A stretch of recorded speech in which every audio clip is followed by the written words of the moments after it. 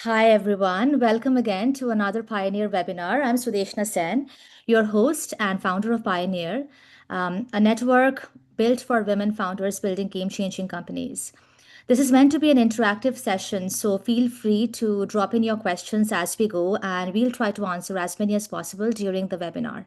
But before we dive in, we'd love to hear or learn more about you. So feel free to drop in what you're building, where you're from, and of course, share your LinkedIn profile so you can connect with other founders in this group. So, with that, I'm really excited for today's conversation. We will be diving into the first few years of building your own company. Nobody wants you about the first few years. They tell you that you need to believe in yourself, you need to, work your network, you need to hire to your weaknesses, but they don't tell you when things don't work out the way you think they will.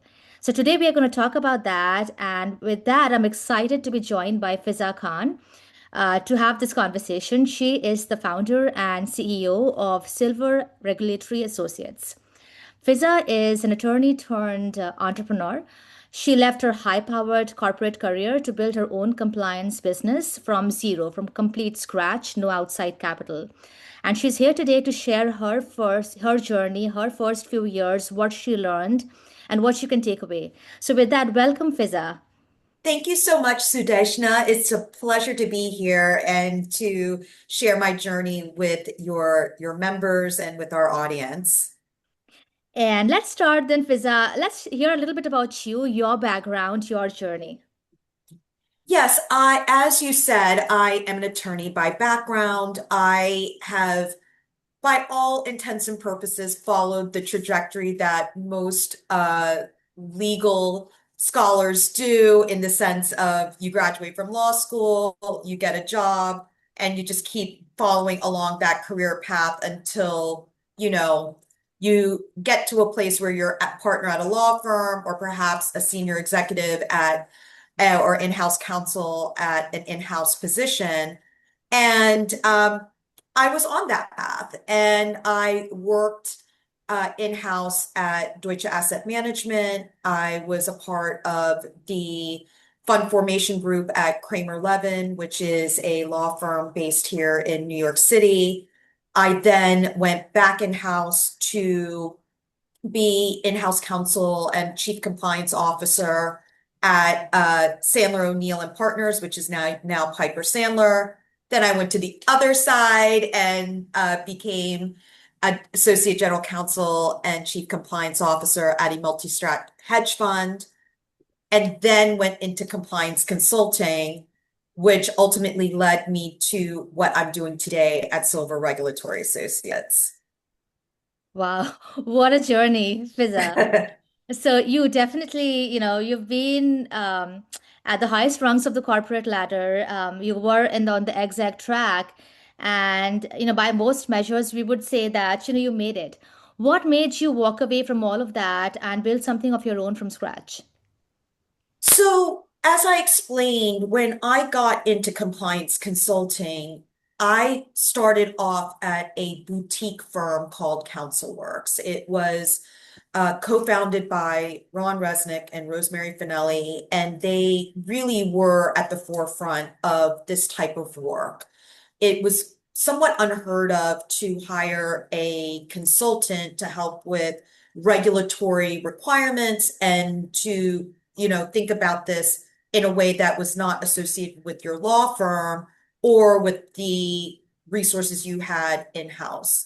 So I really enjoyed being a part of something new and exciting and building that.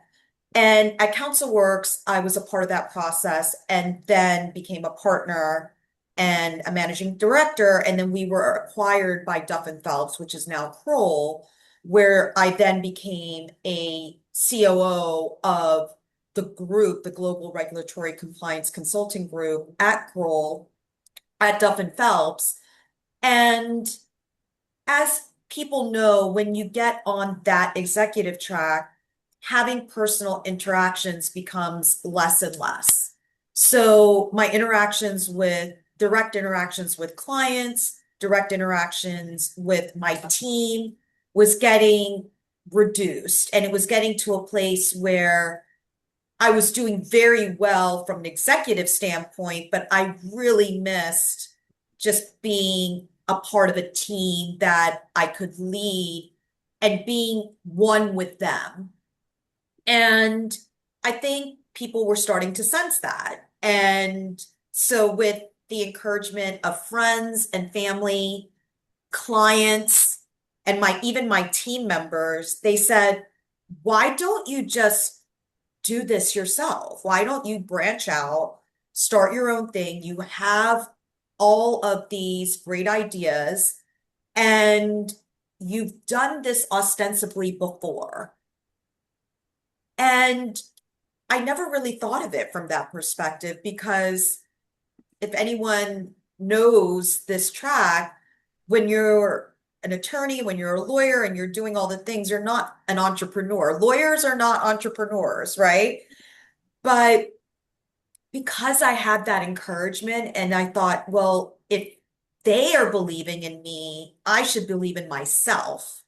So I figured, what do I really have to lose? If it doesn't work, I can pretty much just go back to what I was doing before. Um, so I took the plunge and here I am.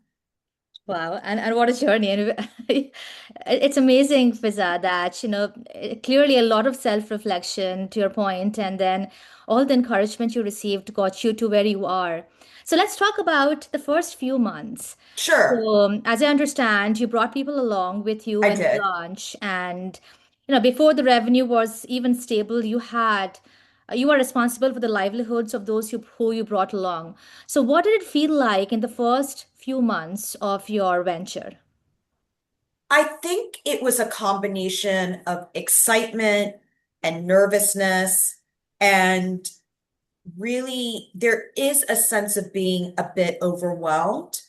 But with the two people that initially came with me, they were so eager and so invested in wanting to build the firm with me that I had to put aside the feeling of being overwhelmed, right? Because they were so excited and they were looking to me and, making sure that I felt good about this because that's why they came, right? But we were sharing this vision together.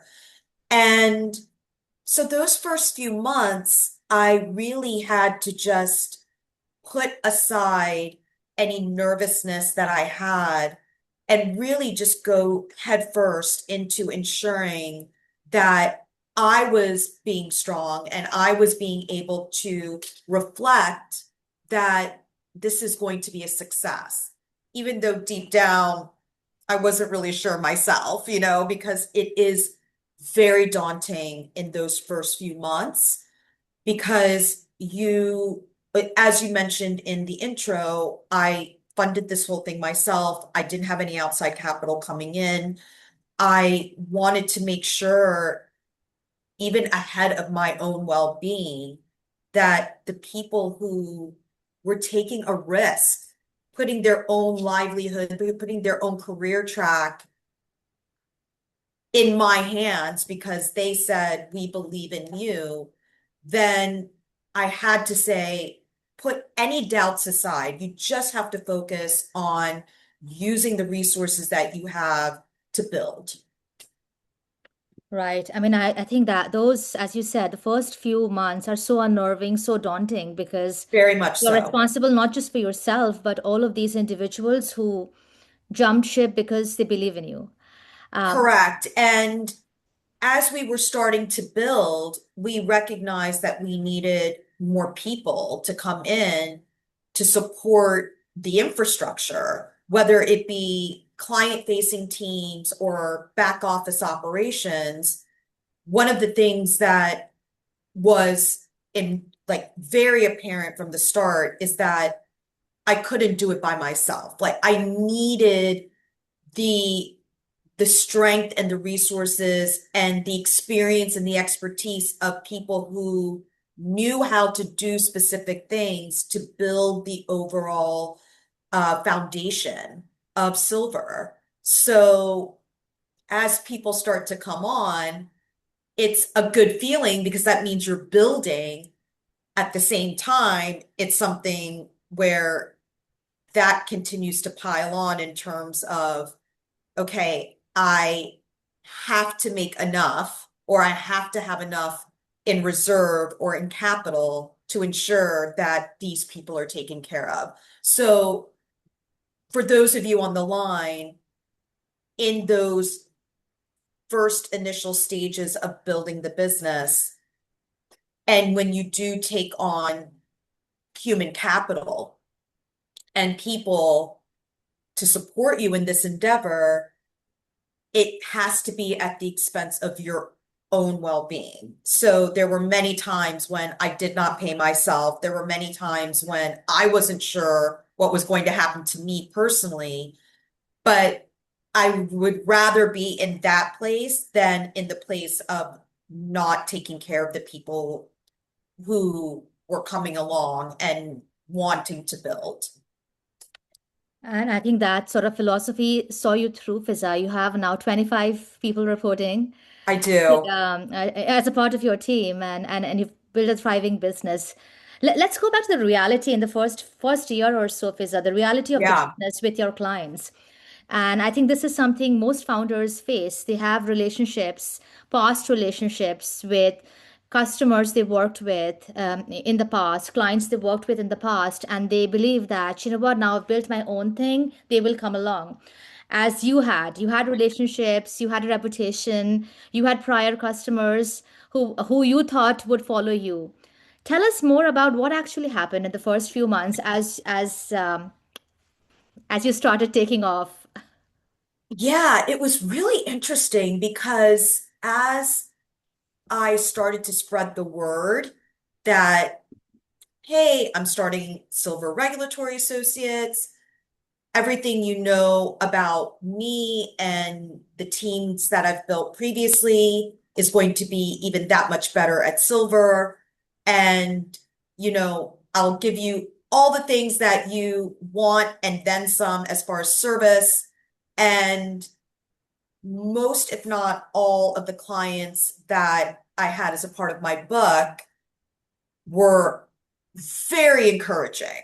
They said, we are so happy for you. We absolutely will join you. Just let us know when to sign on the dotted line, and we will be your biggest fans and we will support you every step of the way. And so the time came, and I have now established Silver as a proper business. I now go back to these clients. I now tell them, guess what? I am all ready. I would love to have you join. Here's the engagement agreement. And they couldn't do it. And the reason why is not because they didn't want to. It's because, keep in mind, your clients don't operate in a vacuum. Your clients are also subject to a board, to executive committees, to their own investors that have specific requirements around what they can and cannot do by way of the service providers they onboard. So the biggest pushback I was receiving is, oh, our institutional investors or our executive committee, they understand that we want to go with you, but Silver isn't an established organization. Silver is not something that we know and has a track record. And that was a little disheartening because with hearing so much encouragement and people making all these promises, and then when the time came, it didn't happen right away. And that was really very difficult because it was almost like a smack in the face in saying, this is reality, that you are not going to get these clients immediately. You have to do something either by way of encouraging or showing or even proving to these existing clients or the client base that I had that they should take that leap of faith, or I have to start pounding the pavement and finding new clients, or both.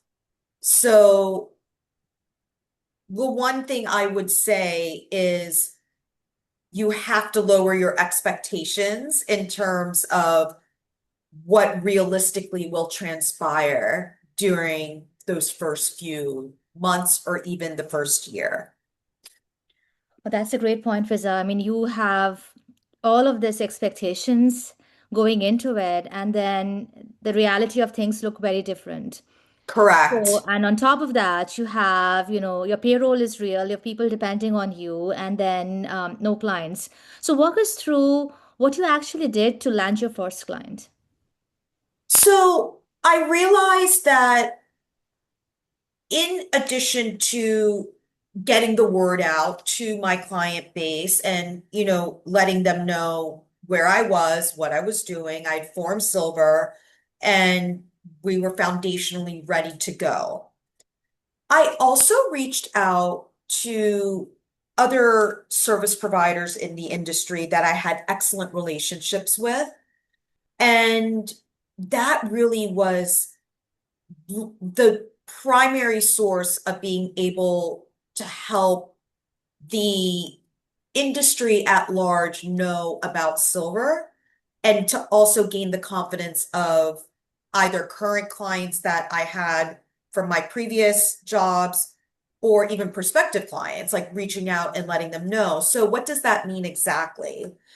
So, because Silver is a compliance consulting firm, a regulatory advisory firm, we are not structured as a law firm. Even though we may have attorneys on staff, we do not take the place of either outside or in-house counsel.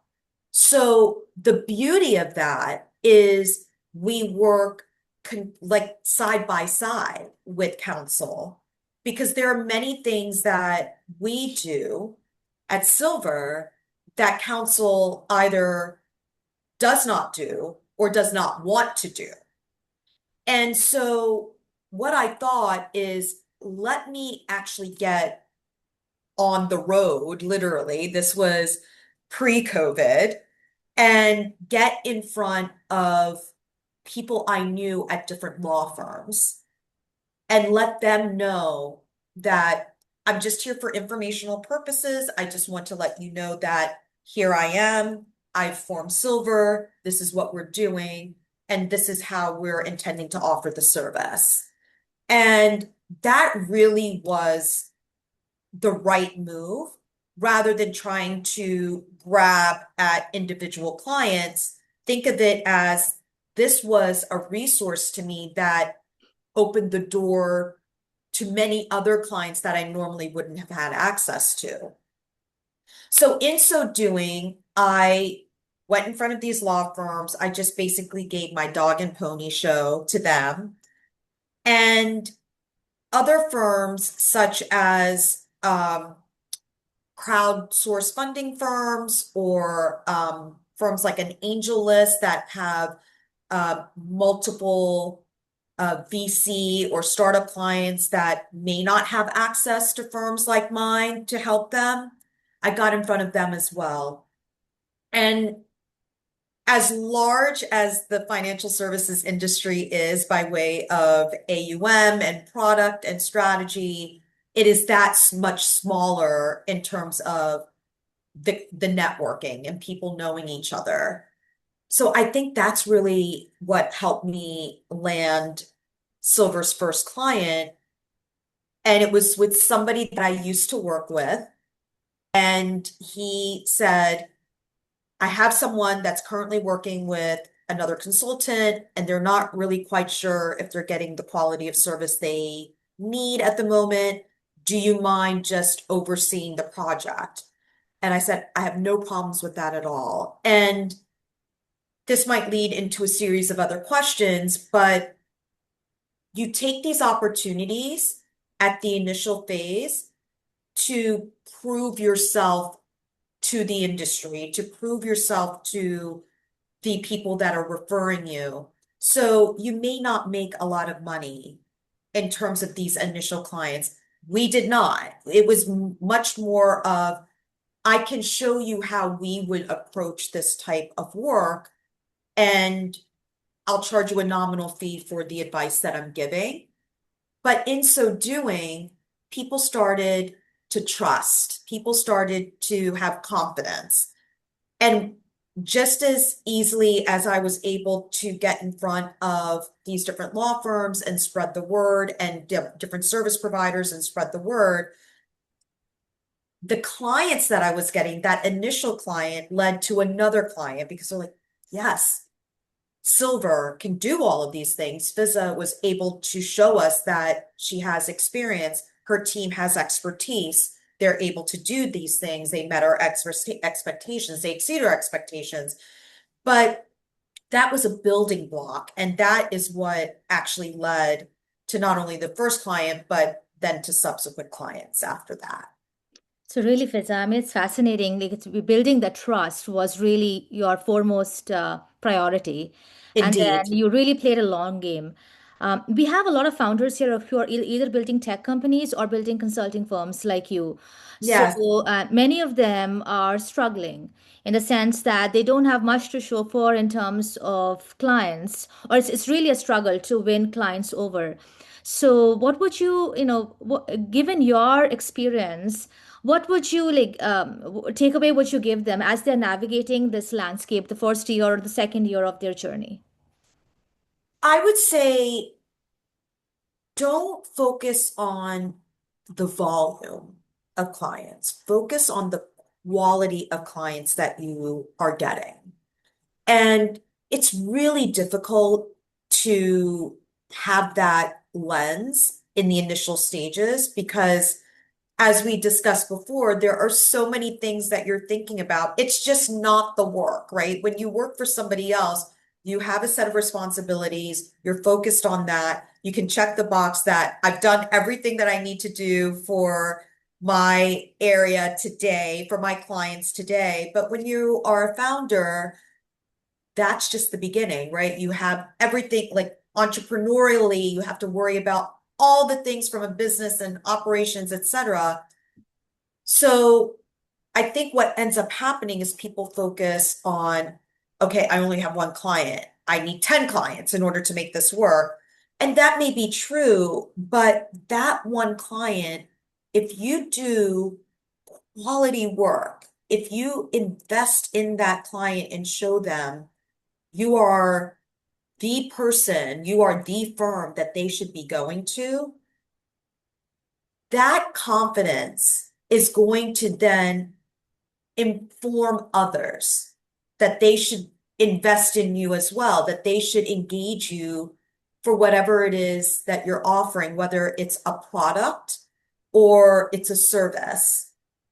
And eventually people start talking and people start getting, referrals and it just builds. And I know that sounds a little bit maybe archaic and maybe even somewhat um woo woo for lack of a better term. But I will tell you from personal experience, I recognize the value of each of these initial clients that came to me and putting all of a my efforts into building something in front of them that they knew they needed and that they knew that they were getting the quality that they were paying for. And I'm happy to say those initial clients are still with us today. And that's because every single client that comes into the door, we've now established a a track record. We have now established a reputation. We've now established something that people can refer to and say, we know you did X for this client. Can you do the same for us? And the answer will always be yes. But you have to invest that time up front in establishing what is the quality of service that you want to offer. Each person will be different. But when you do that, that will build your enterprise and then that will build your intrinsic value as well. So what a great insight, Fiza. I mean, I feel at times these, as you said, um, archaical insights, the old school things, which people ignore essentially, are really the gold mine. Like going True. slow, going with building trust, and providing that high quality service. I'd love to Indeed. open up for questions. Please. Feel free to ask, like as you are navigating your first year or second year of your journey, any questions for Fiza regarding the challenges perhaps you're facing securing customers or anything else?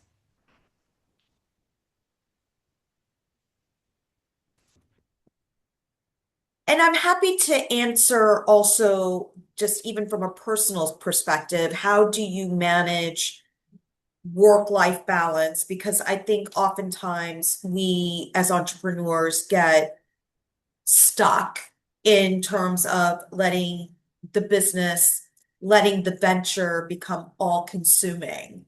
And, you know, I definitely did that initially, and I'm not here to say that you shouldn't.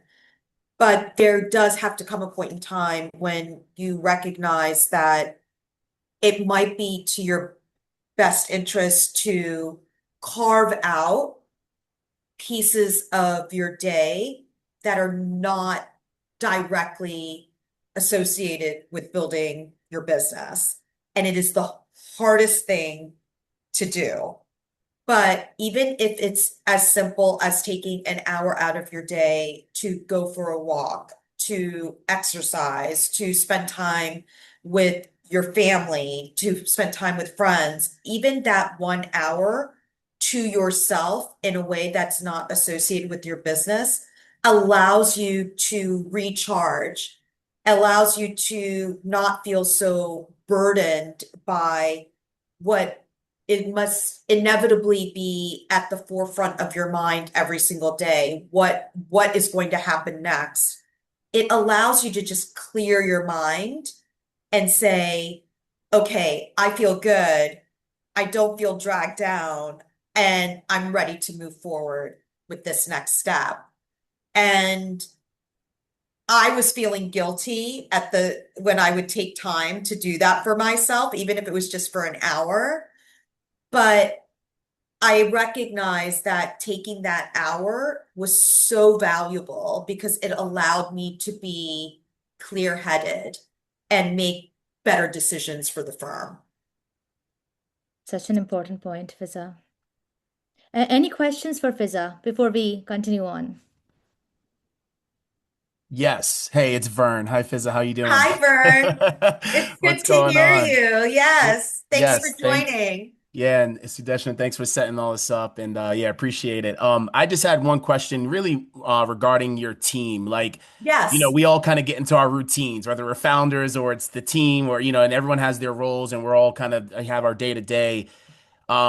Like what are maybe one or two things you do to keep your team, I guess, motivated throughout the year, right? And like, do you like, take whether it's, an offsite or retreats or things like that, just to kind of keep the morale up, right? And all that. I think again, so we all get stuck in our routines. And like you said, like you may just sometimes yourself just go take a walk to like clear your head and like we're all managing people, other people, but just curious, like, if you have anything that works for your team to keep everyone's spirits up and kind of, keeping them motivated to do their jobs. Thank you so much for the question, Vern. It is something that you, as a founder, as a leader in the firm, definitely have to keep in mind. Especially because Silver is primarily a remote working company, even though I started the firm in June of 2018, so pre-COVID. And I was very much in that mindset that I have an office in New York, I have an office in Los Angeles, everybody reports to the office. Um, when COVID happened, I had to reframe what that business model would look like. And I think it was a blessing in disguise because I ultimately was able to amass a team across the country that I never would have been able to tap into that resource because I would have been very, you know, closed in and one track and saying, I have to find people that are in the tri-state area of New York or within a certain parameter of Los Angeles or Southern California. And this allowed us to hire people that are in, you know, different states, doing, different time zones, but have an expertise that adds value to the firm. So to your question, Vern, that makes it even more difficult, right? Because you now have people that are working remotely, don't necessarily have an office or peers that they can go to. And we were very strategic about ensuring that people felt supported and people felt motivated. So one thing we do every year is we bring the entire team together to New York, and we all work together as a team for about a week. And during the course of that week, we also have what I love to call mandatory fun. So like after the work day, we'll have different activities, or we'll, go out for dinners. And it's just a wonderful way for us to connect as a team. So we do that once a year. And once a quarter, um, certain leadership within the firm will get different regions together so that it's similar to what we do it on an annual basis in New York.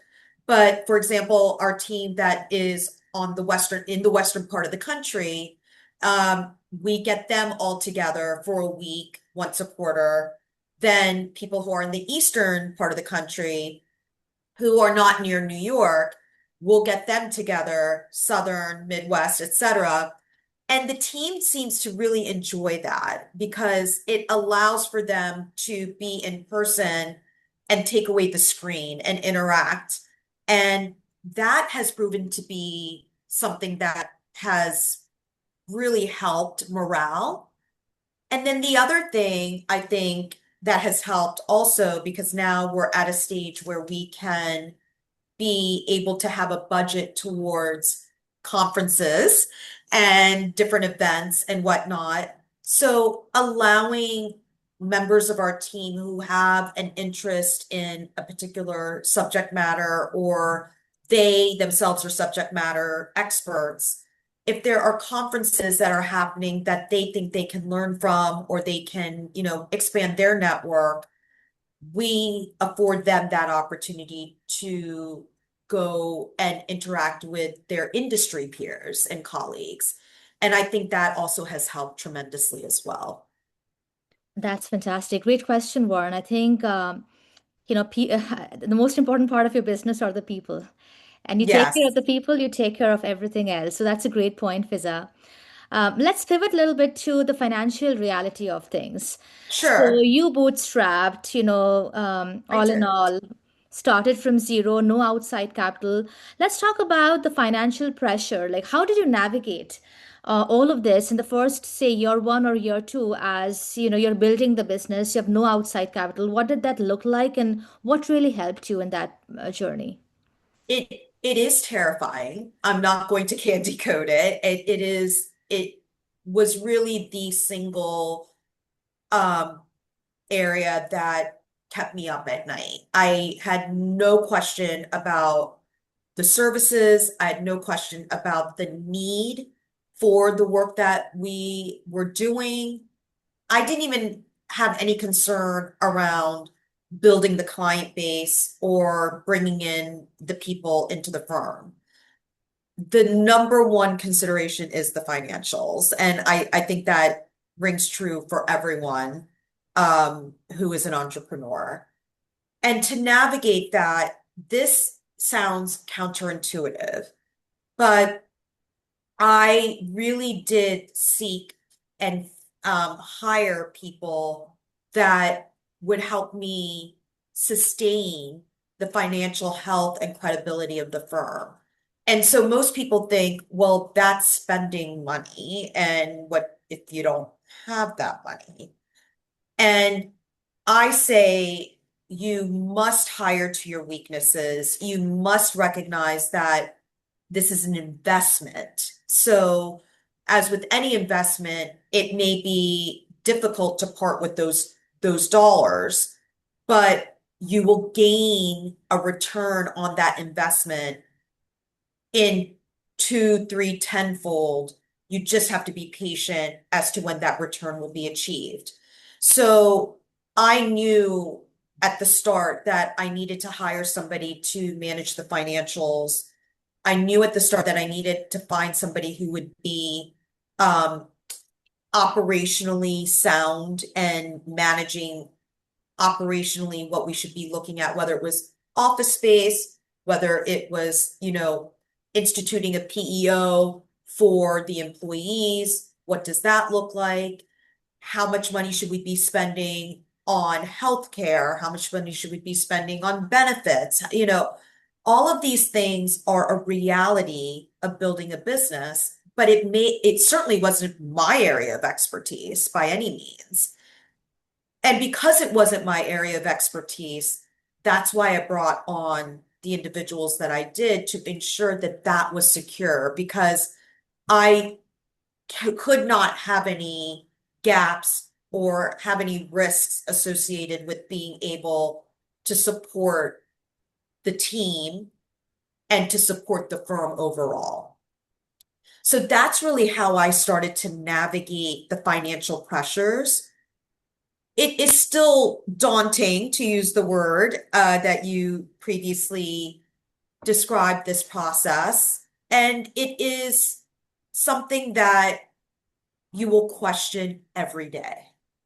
But inevitably, when you have the the expertise and you have the bookkeeping and the record keeping in place, you can see in real time, especially in this day and age of AI and being able to like build things instantaneously, you can start seeing things in real time to ensure that you are moving in the right direction.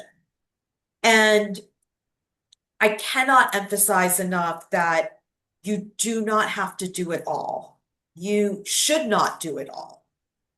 And that will help you to manage that financial pressure. So again, as I stated at the top of this particular question, it is counterintuitive to spend the money at this stage for these types of resources, but it will certainly benefit you long, long, long down the road. And at this stage, now almost 8 years in, I can confidently say that was the best investment that I made up front to make me feel better about the financial health of the firm. That's an amazing insight, Fiza, because in the beginning, most founders want to run lean and they are cutting, corners wherever they can. And I think this does take a back, sort of it stays in the back burner, the financial side of things. But For you sort of sure. went with that, hired to your weakness, or, got the support to that weakness and moved forward. Is there anything that, looking back, you would have done differently or done more of to manage the financial pressures better? Yeah, I think even though I hired people to be involved in the development of like the financials and the foundation around having solid financial health, I would have definitely created a stricter budget for myself and for the firm. Because at this stage, you are in a place where you want so many things and you're just not sure how to get those things. And I definitely made a lot of mistakes along the way in terms of, oh, I want to promote X about the firm, or I want to provide this service. Um, and it wasn't necessarily the right way to go about doing it. And I expended a lot of dollars trying to figure that out. Had I created and stuck to a solid budget around the development of the firm itself, I think I would have been in an even better place. It's not to say that we are not financially healthy. We are, but I think it would have made a bigger difference. And this is something that I encourage everyone to do, even when you hire somebody to help you with this, because you are the leader, because you're the one that is essentially creating the budgets, really be true to yourself, but also recognize that whatever you are allocating and whatever amount you are allocating, maybe take a step back and say, of all this money that I'm putting towards these different things, if I didn't have one of those things that I was going to allocate the money towards, the budget towards, what would happen to the firm?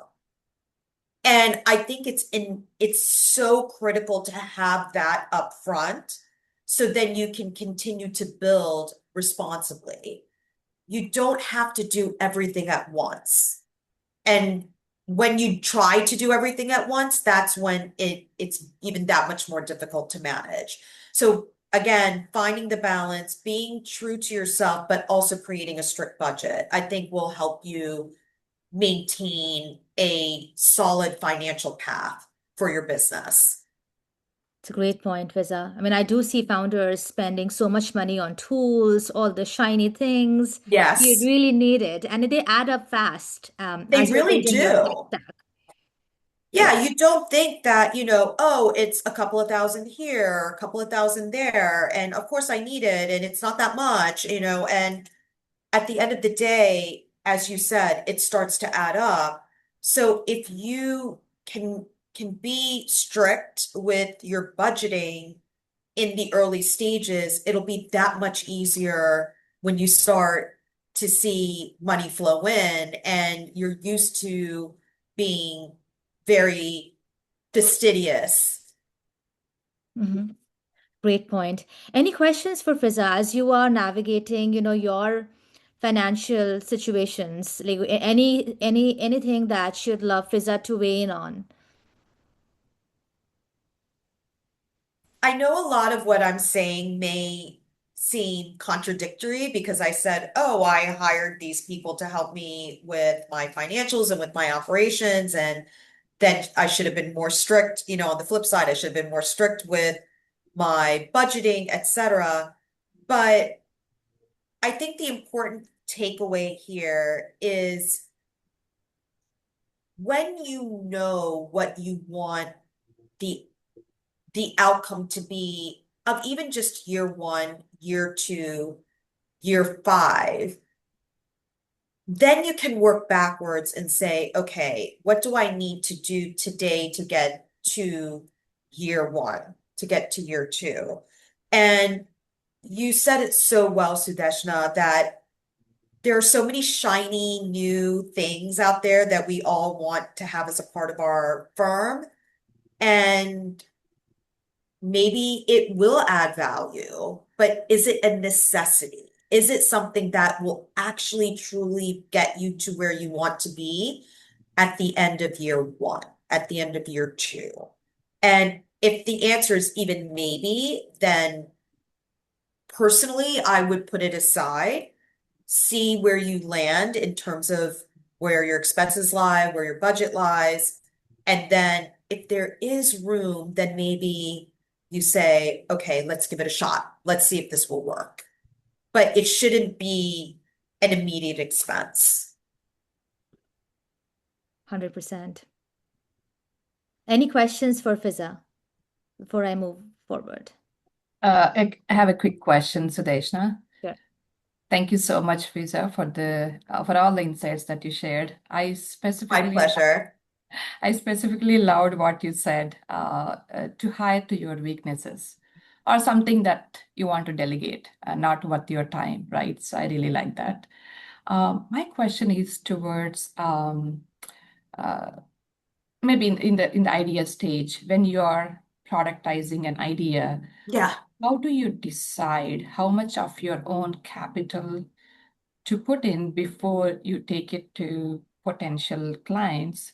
And if you don't have bandwidth to build everything by yourself, right? How do you choose between contractors versus true partners? So I think you're asking two questions here. The first Yeah. question being, how do you know at what point you Mhm. can bring something to market on your own? And then the second part is, how do you know when it's appropriate to use contractors versus hiring employees full time? Because obviously those are two wildly different Right, right, expenses. absolutely. Yeah. Yeah, I think the second question, I would frame it in a way, either contractor or employee versus a partner, bringing a partner Yeah. within your So business. I think you have to take into account a few considerations.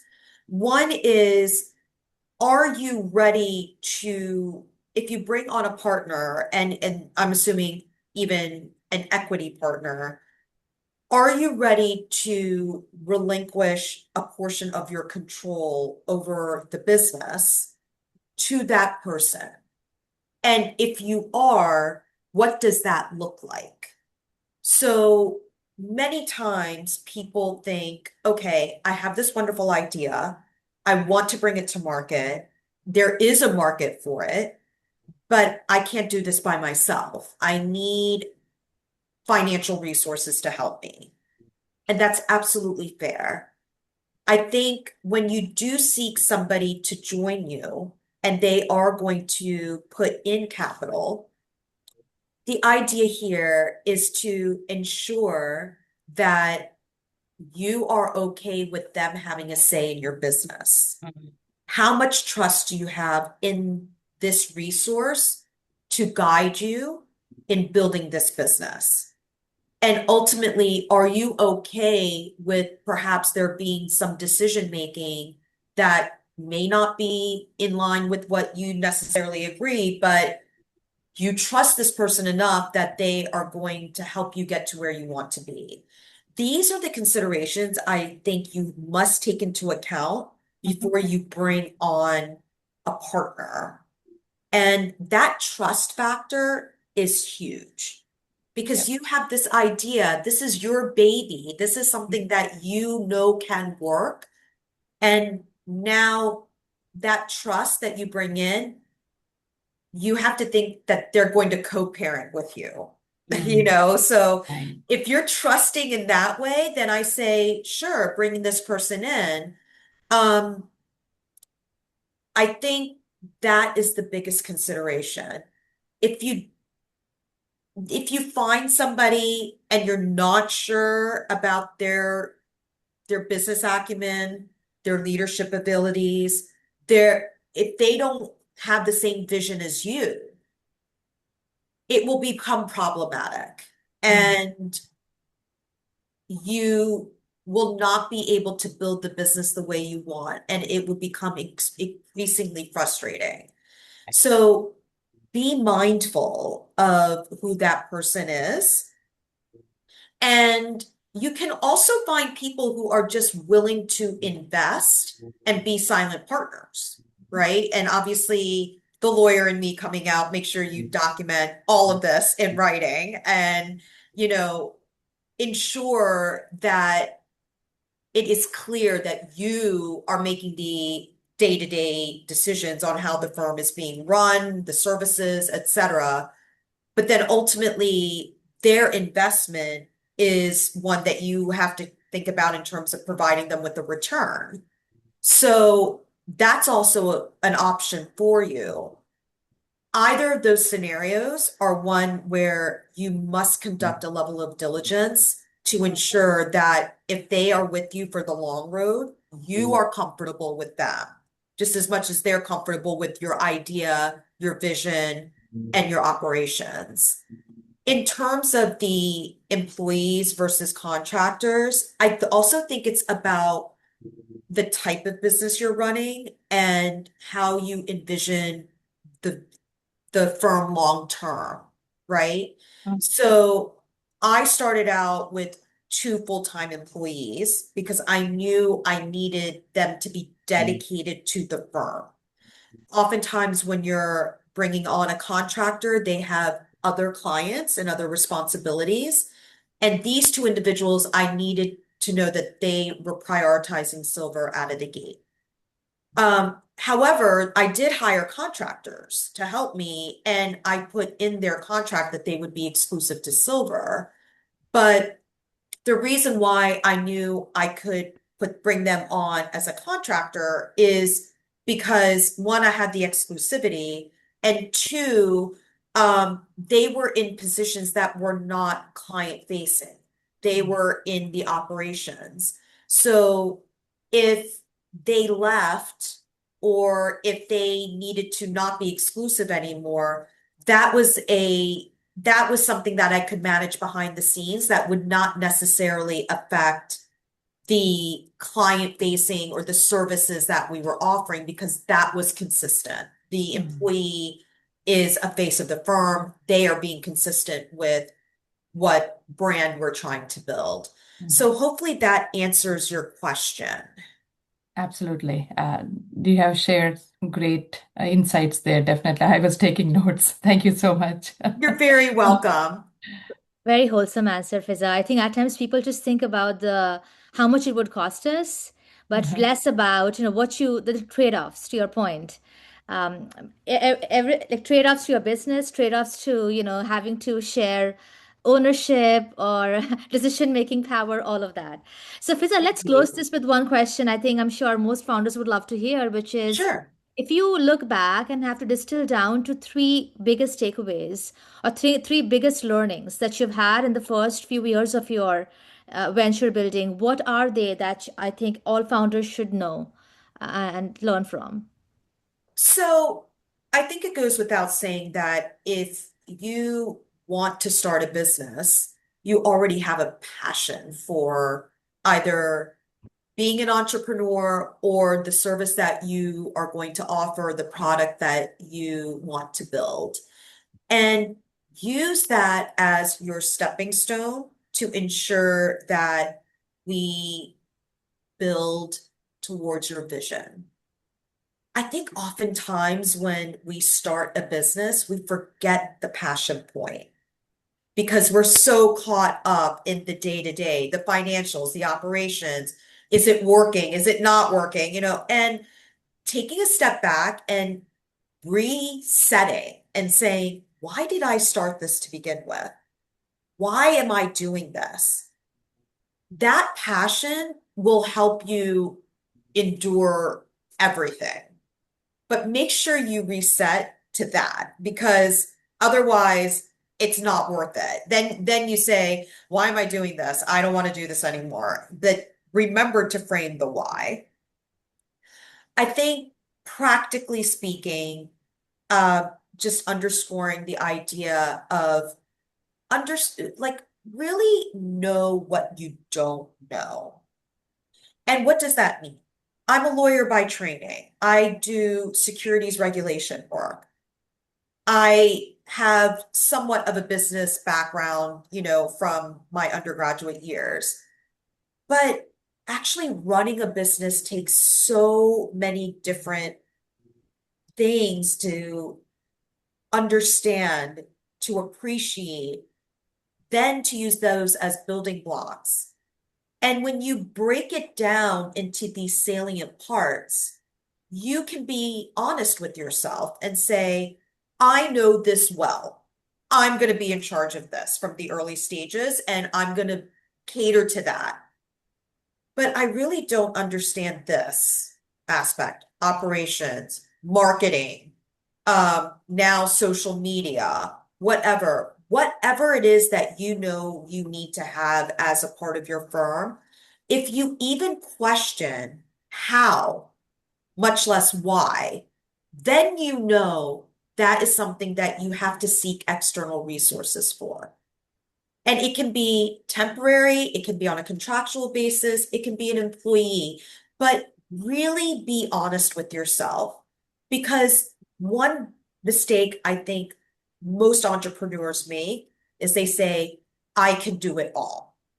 and you cannot do it all. The whole point of you starting this business was because of what? That initial passion that you had. Now let other people help you build that. And finally, from a financial perspective, don't be afraid. It is really very frustrating, overwhelming, concerning, even at times, as to whether or not you are going to have enough to continue the business.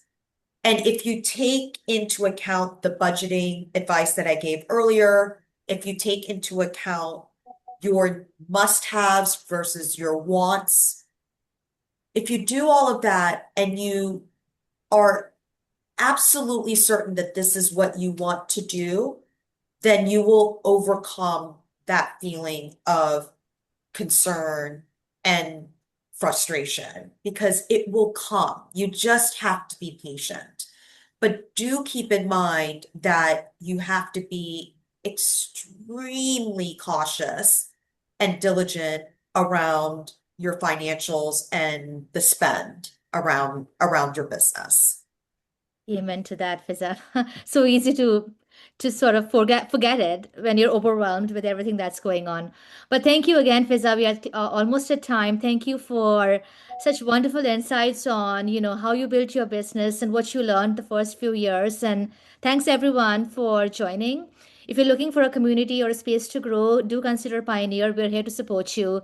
And do check us out. I sent Fiza's information and her company information and ours. So feel free to check us out. And thank you again. We'll see you next time. Thank you. Thank you so much, Sudeshna. It's been a pleasure. Thank you, everyone. Bye, guys.